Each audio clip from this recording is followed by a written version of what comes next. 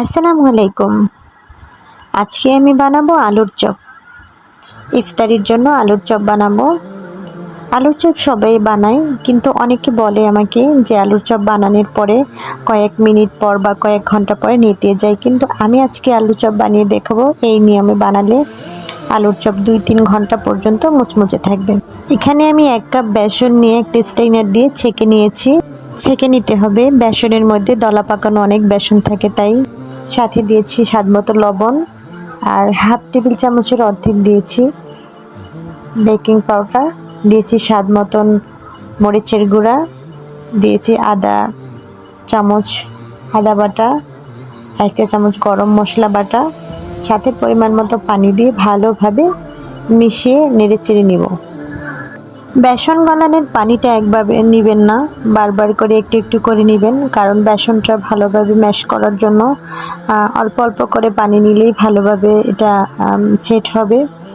আমি আস্তে আস্তে করে পানি দিয়ে মিলিয়ে নিচ্ছি, কারণ বেসনের ব্যাটারটা এমনভাবে হবে যাতে যদি বেশি পাতলা হয়ে যায় তাহলে আলুর চপ বা বেগুনির চপ ভালো হবে না, আর যদি একেবারে ঘন হয় তাহলে ভিতরটা ফুলবে না, শক্ত হয়ে থাকবে। আমি এখানে বেসনের সাথে আদা বাটা হাফ টেবিল চামচ এবং গরম মশলা বাটা হাফ টেবিল চামচ আমি দিয়ে দিয়েছিলাম। গরম মশলার মধ্যে দারুচিনি, এলাচ, জিরা, লবঙ্গ, গোলমরিচ এইগুলা ছিল। বেসনের মধ্যে এই মশলাগুলো অ্যাড করলে বেসনের যে ব্যাটারটা তৈরি হয় এটা থেকে কোনো ডালের এক্সট্রা কোনো ফ্লেভার থাকে না, আর হলো গিয়ে এটা খেতে অসম্ভব মজার হয়। যখনই এটা আলুর সাথে বা বেগুনির সাথে ভাজা হয় সুন্দর একটা স্মেল আসে।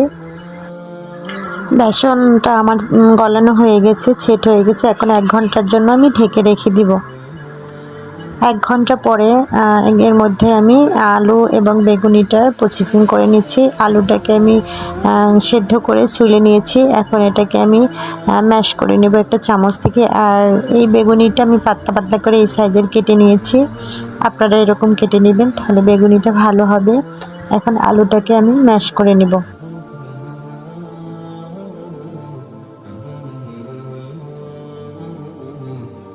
দেখেন আলুটা আমার ম্যাশ করা হয়ে গেছে এবং এই সাইজের করে আলুর চপের জন্য আমি রেডি করেছি। পেঁয়াজ এবং শুকনো মরিচের গুঁড়া দিয়ে আমি এরকম করে করে নিয়েছি।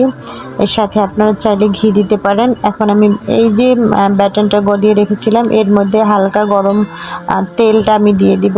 এটাই হলো টিপস মুচমুচে থাকার জন্য। এই ব্যাটারের মধ্যে আমি 1 চা চামচ গরম তেল দিয়ে নেড়েচেড়ে এখন এর মধ্যে আমি আলুর চপটা দিয়ে দেব। দেখুন আমার ব্যাটারটা পারফেক্ট হয়েছে, আলুটা ডুবে যায় না। এটার উপরে এখন দিয়ে আমি একটা চামচ দিয়ে আমি চুলায় ভাজার জন্য দিয়ে দিব।